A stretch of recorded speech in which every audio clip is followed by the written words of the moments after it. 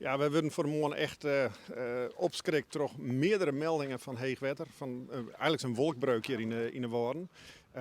Net alleen nog hier in de Westereen, maar ook in Srusterveen, Boetenpost, de Ham. Echt een hele protte wetterval, wel 25 mm.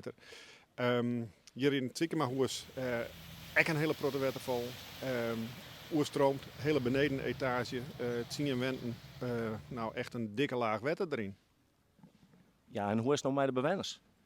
Nou, je kan je voorstellen dat het een enorme impact gewoon had op deze bewoners. Ben oudere, kwetsbare mensen. Ben wel zelfstandige wenden. Het is eigenlijk een soort van online wenning. Sommige mensen krijgen thuiszorg.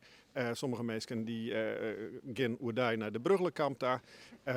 Die mensen zijn erg onder indruk. Ze zijn evacueerd naar de bovenverdieping. Ze zijn al hier droege voeten op dit stuit. Maar het is behoorlijk drama voor deze mensen. Ja, en om hoeveel woningen gaat het nog? Het gaat om 10 wenten. En de mensen die daaruit evacueerd binnen, die zitten nou boven. En de meesten halen een nijplak, waar ze de komende nacht sliepen kunnen. Want er zal een prottenbarmatten om dit wetter en de skiën te verheljen. Ja, want het is net samenwerkleer.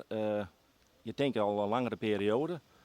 Ben daar ook al oplossingen voor? Want ik kan me voorstellen dat alles extreem worden moet in die woningen. Want alles staat onder water bij een centimeter of 10, denk ik.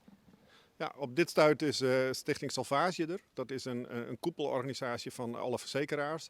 En dan wordt jongen van hoe kunnen we dit het beste doen en hoe kunnen we dit het meest snel doen in deze tijd. Het is natuurlijk ook nog vakantietijd. Dus er binnen net zo heel veel mensen. Maar we bezieken dat Mijnwander zo gauw mogelijk voor de bewoners weer reed te krijgen.